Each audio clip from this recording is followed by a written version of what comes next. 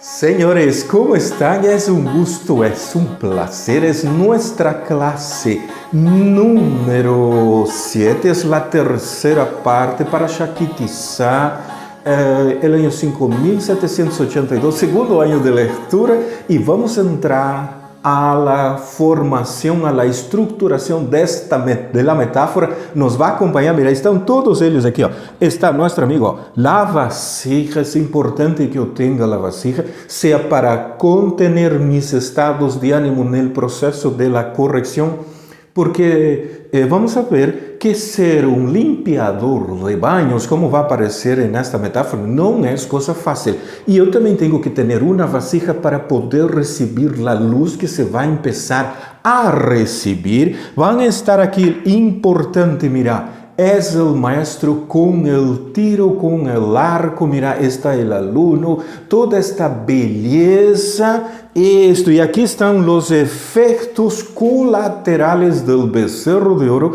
que nos producen estos estados, y venimos aquí para que nuestra alma pueda ascender, pueda subir, y nosotros voluntariamente nos hemos sometido a este descenso para iniciar desde las bases, desde las partes más difíciles, donde las personas se van a burlar, reír y decir una serie de cosas, en especial la terminología que utilizó en la editorial Sigal, usando de ESAF, que dice el Zohar, ¿no? El ESAF en sí no es un sistema religioso en particular. El ESAF es el deseo de solo recibir para sí. Y si Israel, como nación, o como yeshiva, o como grupo que estudia a Torah, tiene deseo de solo recibir, y si nosotros tenemos ese deseo también, entonces nosotros somos ESAF, nosotros somos las naciones. Eu tenho que entender isso para poder entrar nesta metáfora. Então, com toda esta beleza que nos acompanha aqui, está aqui, quem está? Adán Arichão, no primeiro dia de Rosh Hashanah, quando foi criado, ele estava feliz, ele correteava por todos os lados, ele veia o mundo de um ponto ao outro del extremo, ele viu toda a correção. Então, bem-vindos e vamos a la metáfora.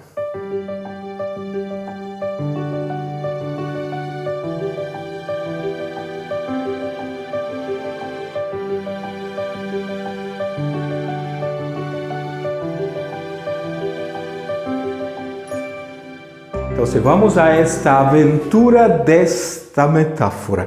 El Zohar diz, e ele vai comparar toda a situação nesses párrafos 18 ao 19, indicando que há um padre de família que é um empresário, ele tem uma fábrica. E ele quer colocar esta fábrica um dia em las manos de seu hijo, pero ele se enfrenta a um problema. ¿Sabe qual é o problema? Es que el hijo no ha hecho el esfuerzo suficiente para merecer la fábrica, y el padre se da cuenta que él no puede sencillamente entregar la fábrica en las manos del hijo, en el cargo del presidente general. ¿Por qué? Porque el hijo puede estropear toda la fábrica, puede ocasionar un problema muy serio dentro de la familia de ellos, puede también arruinar la reputación de su padre, de los accionistas, puede dar una pelea general, y no solo esto, puede ensañarse contra los trabajadores y hacer cosas que no debería de hacer. ¿Por qué? Porque ele não tem a experiência, ele não trabalhou, ele não se esforçou por ele. Então, o padre para e pensa e diz, ¿sabe qué? Tengo que hacer una cosa en la cual mi hijo no reciba esta fábrica comiendo del pan de la vergüenza. O sea, que ele não ha hecho ningún esfuerzo y le cae el cargo del cielo, y de la mañana a la noche él es el presidente de la fábrica y no tiene idea de cómo hacer las cosas. Y puede echar a perder todo. E esta metáfora nos ajudará a darnos cuenta, mira, de nuestra situação e por que nos encontramos às vezes em apuros, em problemas, em circunstâncias, e que realmente estamos verdadeiramente no caminho da espiritualidade. E o dueño da fábrica vai ter que planear algo muito espetacular. ¿Por quê? Porque ele vai ter que ensinar a seu hijo a não comer del pan de la vergüenza. Então ele para e senta e elabora todo um plano. ¿Sabe quê? Eu vou tomar mi hijo e lo vou hacer trabalhar em mi fábrica desde as partes mais bajas, sim? E ele vai começar em mi fábrica não como gerente, como jefe de secção, como administrador, não. Ele vai começar por la parte mais baixa e mais degradante, que é limpiando los baños. Desde aí ele vai começar, e não só isso. Eu tenho que estruturar bem o plano, porque durante todo o processo em que ele vai estar trabalhando na fábrica, nadie tem que dar-se conta que ele é meu hijo. Eu vou falar com ele não tem que dizer-lhe nada a nadie, ele vai trabalhar, vai aguentar desde abaixo e nadie vai saber que é meu hijo. Eu quero que todo o mundo lo trate a ele como se fosse um trabalhador novo, desconhecido, um nadie que chegou, que conseguiu uma vaga na empresa e está agora fazendo o trabalho mais baixo. Ele vai começar desde abaixo, limpiando os banhos. Então, o padre elaborou todo esse plano, toda essa estratégia, só ele sabia. Ele não ha dicho a nenhum jefe, nem a um supervisor, nem ao diretor geral, nem a sua secretária, a nadie. Se imaginou, wow, será que tendríamos vasija para poder aguantar isso sendo el hijo del dueño de la fábrica y tener que trabajar en la fábrica limpiando los baños? Y todo esto es parte del plan. El dueño de la fábrica lo pensó muy bien, lo cuidó cada detalle. Un plan perfecto para enseñar a su hijo a no comer del pan de la vergüenza. Y el plan es perfecto y es puesto en marcha. ¿Y qué ocurre? Él empieza a trabajar, empieza a mostrar sus habilidades. ¿Sabe qué ocurre? Él va, limpia el baño y los otros atrás de la puerta lo miran. Ni bien él terminó de limpiar, lo van allá y lo ensucian todo. Lo van y lo delatan con el jefe. La cosa es, quien trabaja en una fábrica en estos ambientes ya sabe cómo es. Pero todo está marchando a la perfección. El hijo va trabajando, él va superando todos los contratiempos, las personas se burlan de él, le ríen, le hacen hacer el trabajo 3, 4 veces, le dice que no ha hecho bien su trabajo, que encima le fue responsable, en el final del mes lo van a descontar esto y aquello que le gastó por demás porque no ha hecho bien su trabajo. Todo esto es parte del proceso del plan y del aprendizaje. Y el Zohar dice que esto es exactamente lo que ocurre con nosotros cuando bajamos aquí a este mundo. Esto, nuestra alma viene y el Eterno no nos agarra y nos coloca directamente a la espiritualidad y a los sitios más elevados y estamos ali. No. Ele hace exactamente esto porque no quiere que comamos del pan de la vergüenza. Pero si yo paro y pienso un poquitito y analizo la situación, para que yo pueda trabajar en estas circunstancias, alguien tiene que ser el superior mío, tiene que ser el gerente, el jefe de la sección, el administrador del almacén, todo el mundo que me va a reñir. Alguien necesita estar en estos cargos. No son ellos que están aprendiendo, es yo a quien el Eterno está trabajando. ¿Se imaginó? Es la misma comparación, estamos en este mismo proceso. ¿Y qué ocurre? El hijo del dueño va superando contratiempo tras contratiempo, él no puede perder la paciencia, él va conociendo toda la fábrica, todas las instalaciones, solo con el hecho de limpiar el baño, él va a limpiar el baño de todos los edificios, él va a conocer sección por sección. Después él pasa a limpiar los escritorios y él va subiendo, ¿no? Esto va a tener unos momentos más agradables, pero todo el mundo siempre es el que le manda, ¿no? Él es el office boy, cualquier cosa que necesita es con él. A veces le interrumpen su cuota de trabajo para que le vaya a hacer otros trabajos particulares y la cosa es complicada. Pero él está yendo también porque él está aprendiendo y él va subiendo de grado, ¿no? Él empezó limpiando los baños, ahora ya empezó limpiando la parte de los escritorios, de los jefes, ¿no? Él es aquel que lleva y trae la mensajería dentro de la empresa, ¿no? Esto él ya logra em alguns momentos sair hacia afuera a comprar algo, ele vai crescendo e aí começa a receber uma responsabilidade, ele chega a ser el tercero después del jefe, ¿no? Dentro ali del almacén. Después él ya pasa a ser el jefe, lo promueven, le dan una sección especial para que le vaya cuidando y él va creciendo y va subiendo y va subiendo. Él inició desde abajo. El padre de familia, el objetivo de este empresario es hacer que este hijo conozca todas las partes de la fábrica, conozca a todos los funcionarios, que le vea todas las carencias y debilidades que hay en cada sección, cómo realmente las personas tratan a los demás, ¿no? Porque una cosa es lo que ocurre dentro de un área de trabajo, con las órdenes y con las leyes, y otra cosa es lo que la gerencia determina. A veces entre la gerencia y los jefes las cosas cambian. A veces los jefes colocan leyes que ni la gerencia se los ha pasado por la cabeza hacerla. Entonces empieza a ver todos estos detalles, las fallas. Él empieza a conocer la vida de las personas, sus dificultades, su familia le se vuelve más humano en el trato. Y él aprende cómo él lidia en todas las áreas de la fábrica a solucionar todos los problemas. Este es el objetivo del padre, que el hijo sea entrenado en todo dentro de la fábrica. Y el Zohar dice que esto es justamente lo que ocurre con nosotros en la espiritualidad. Es exactamente el mismo proceso. Y como estamos viendo, él va subiendo, va subiendo, va subiendo, hasta que le llegas al cargo más alto, que es del director general, presidente adjunto del cuerpo de los accionistas. ¡Wow! Se imagina, todo el mundo en la fábrica dice, ¡wow! Este logró desde los peldaños más bajos con el tiempo, él logró escalar y llegó a la posición más alta. ¿Y sabe cuál va a ser la sorpresa general?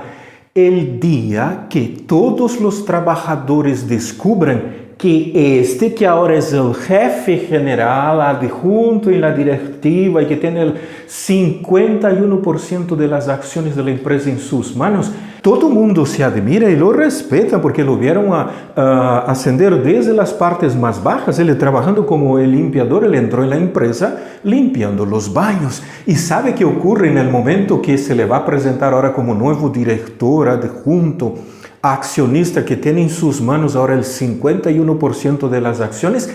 El dueño de la empresa hace a reunir todo el mundo y lo presenta como nuevo jefe general. ¿Y sabe cuál es la sorpresa? Le dice, este es mi hijo, trabajó junto con ustedes. ¡Wow! Se imagina, todo el mundo se va a poner la mano en la cabeza. Él era el hijo del dueño. Le hemos tratado mal, le hemos pisado. ¿Se acuerda cuando le limpiaba los baños? Íbamos y tapábamos los inodoros, lo hacíamos limpiar todo de nuevo. ¿Se acuerda aquella vez de las fotocopias que lo hemos roto todo y le hemos echado la culpa a él? ¿Será que él no se va a guardar rencor y no se va a vengar contra nosotros? Mira, se imaginó todo esto. Él fue ascendiendo desde las partes más bajas. ¿Estás viendo? ¿Sabe lo que es trabajar en la empresa? Llegar en el final de la tarde, llegar en casa, estar súper cansado, agotado, con toda aquella tensión y tribulación, às vezes dan procesos de depresión. El trabajador, ese hijo del funcionario, fue aprendiendo del jefe a superar todos estos contratiempos. ¿Se imaginó? ¡Wow! El plano funcionó a perfección. Él no recibió la fábrica de mano abierta, sin hacer ningún mérito. Él no comió del pan de la vergüenza. Él va a valorar cada trabajo. Él sabe, y cada trabajador, él sabe dónde están todas las fallas a ser corregidas. Él conoce cada sección en la palma de su mano. Eso es lo que el Eterno ha hecho también con Moshe Rabbeinu. ¿Se acuerdan? Moshe Rabbeinu, que era?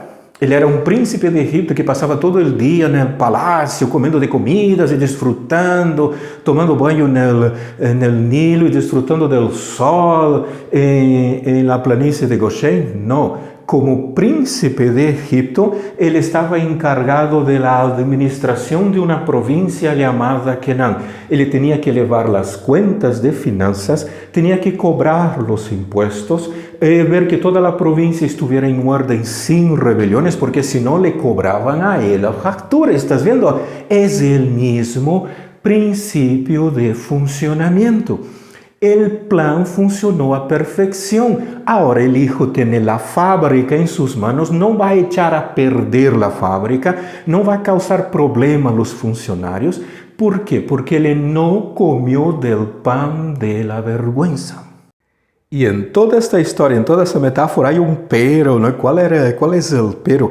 Es que tanto en la metáfora como en nuestra vida, todos los que están a nuestro alrededor, que son parte del escenario en el cual el Eterno nos está corrigiendo, ellos, todas esas personas de este escenario, ellos no saben de nuestro futuro. Ellos no saben la posición que el Eterno quiere colocarnos. Eso, às vezes ellos piensan que nosotros somos un número más en medio de la sociedad, un número más en el plan social, un número más en la fábrica. No, ellos no tienen idea del futuro que nos espera, la posición que nos va a colocar el Eterno. Y en realidad, de todas aquellas personas que están a nuestro alrededor, ¿no?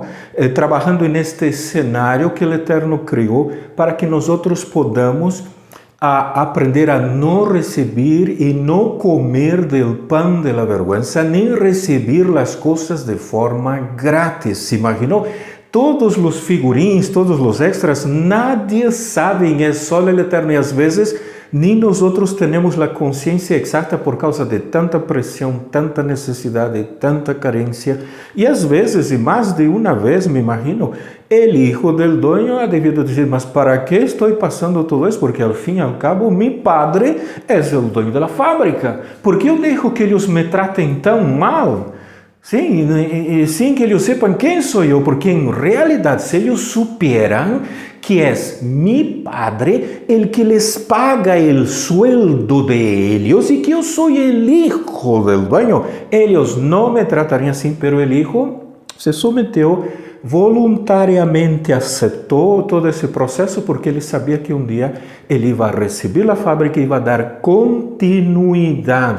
Al dar continuidad, él mantiene las personas en sus cargos, él continúa dando trabajo a muchas familias que trabajan junto con él. Él genera una cadena muy grande de fuente de trabajo y tiene que saber administrar bien, porque la función no es llevar la fábrica a la falencia. ¿Sí? La función es hacer que la fábrica siga adelante y que mejore sus ingresos y dé mejores condiciones de vida a todos los trabajadores. ¿Y quién era el centro de la película que nadie le daba un centavo? Era aquel trabajadorcito que entró limpiando los baños.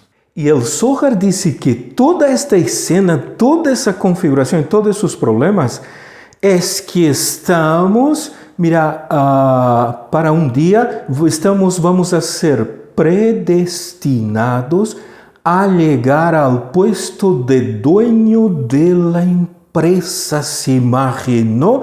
Es como si el Eterno nos hubiera de confiar un día una chequera en blanco. Es como si nos hubiera de dar el teclado cósmico universal en nuestras manos, pero primero tiene que empezar desde abajo, porque no podemos acceder a estos cargos comiendo del pan de la vergüenza. Mira, estamos predestinados a llegar a este puesto de dueño de la empresa. Fomos elegidos, ese predestinado aquí yo tengo que entender. Yo no puedo verlo con la religiosidad. Es que el Eterno nos escogió de antemano, nos ha dado y nos está preparando. Pero para eso tengo que tener esa vasija, esa capacidad, saber aguantar, lidiar con todos los contratiempos. Esto fue lo que el Eterno ha hecho también con ¿quién? ¿Quién? Él usó este mismo método que tenemos una serie de videos muy bonitos. Es Yosef Atzadik. Él estaba predestinado, él fue escogido entre los 10 hijos que tuvo Jacob para ser el gobernante de todo el mundo. Se imaginó, el Eterno iba a colocar el Egipto bajo sus manos, bajo su mando. pero el universo quería saber si Yosef tenía vasija para poder soportar ese cargo, que ese cargo de vicegobernador no le subiera a la cabeza y él empezara a gobernar y querer después a derrocar el faraón y hacerse él mismo el próximo faraón del Egipto. Entonces el universo lo probó, lo hizo que él fuera vendido por sus hermanos. Ese le llegó en Egipto, fue a trabajar en la casa de un administrador, ahí ele foi caluniado, passou mais de 10 anos em cárcel, uma série de contratempos. O que estava haciendo o universo? Estava preparando a vasija de Yosef para que quando o universo le entregara a Egipto, todo esto no le subiera a la cabeza. Ele não podia receber um cargo tão grande sem haber hecho el esfuerzo para esto, porque hubiera sido comer del pan de la vergüenza. Entonces, todo lo que ele hubiera recibido en las manos, para él hubiera sido un juguete nuevo. Él iba a jugar con las riquezas, con la comida y con el bienestar que Egipto podía darlo. Y hay evidencia de esto.